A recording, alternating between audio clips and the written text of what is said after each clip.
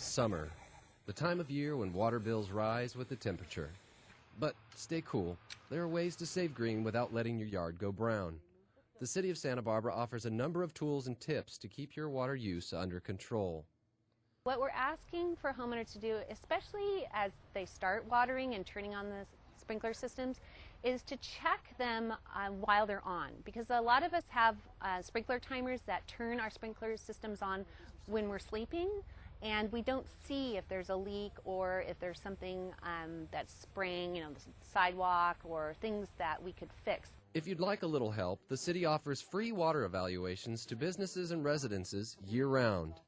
What we do is look at the operation of the irrigation system, so we'll turn it on and walk through each section of the irrigation system, and we'll be looking for any leaks, things that need repairing, and also making suggestions for efficiency improvements and upgrades that people can make to make their system more efficient. Are you Rudy? Are you?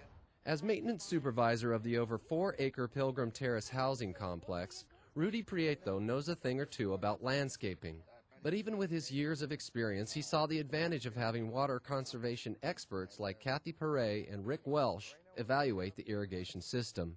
Because some areas are needed that are not getting sufficient water, that could be replaced.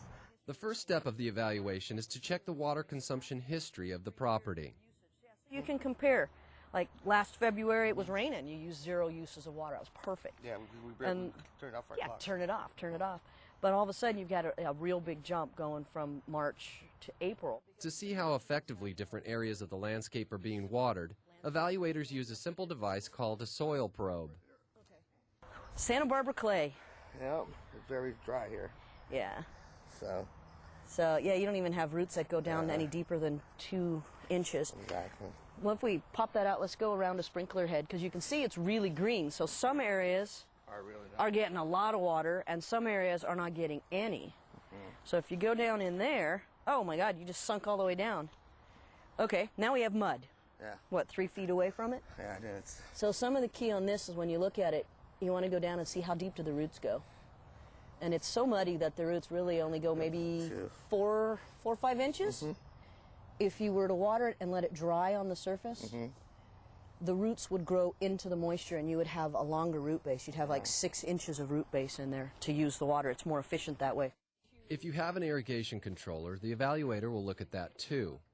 These devices can save you lots of money by watering different plants, different amounts. But they can cost you more if you forget to do one simple thing. Do you change your battery regularly? Once a year. Once a year.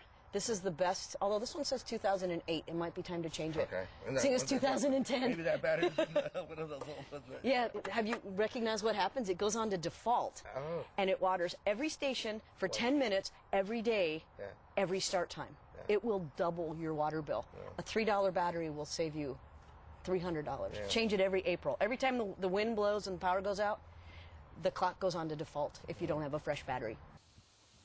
Next, the evaluator will have you use the controller to turn on a zone at a time to see how it is operating. These emitters don't put out that much water as much as sprinklers, so you probably don't want to cut it down from 15 to 5 minutes. You may even want 20 minutes on your rose bush over here or more. Exactly, and bringing these down. Yeah, so this is the soil probe here that you have will come in handy there. So if you leave these on for 20 minutes and come back and check, that would be a good way to figure it out. And if you don't have a rain sensor, the city will provide you with one free of charge. And when the water comes in here, what it does is it interrupts the watering cycle. So the clock will come on, it'll say, it's 1 o'clock, let's water.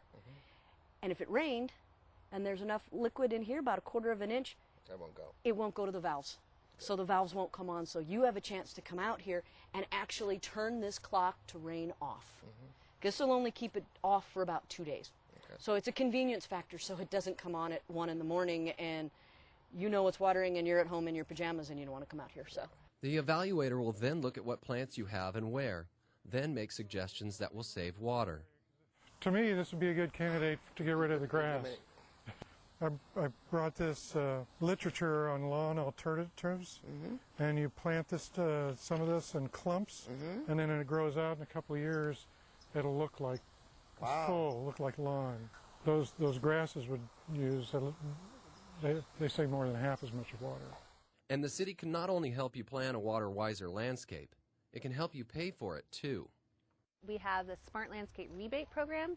We will pay cash for improvements to the irrigation system. It's a 50% match. Finally, the city provides simple online tools to make sure you are watering the right amount. The plant's watering needs are based on some scientific data that we have made really easy to understand on our website, and give some simple, easy to use tools where you can really be watering the exact amount of water that your plants need.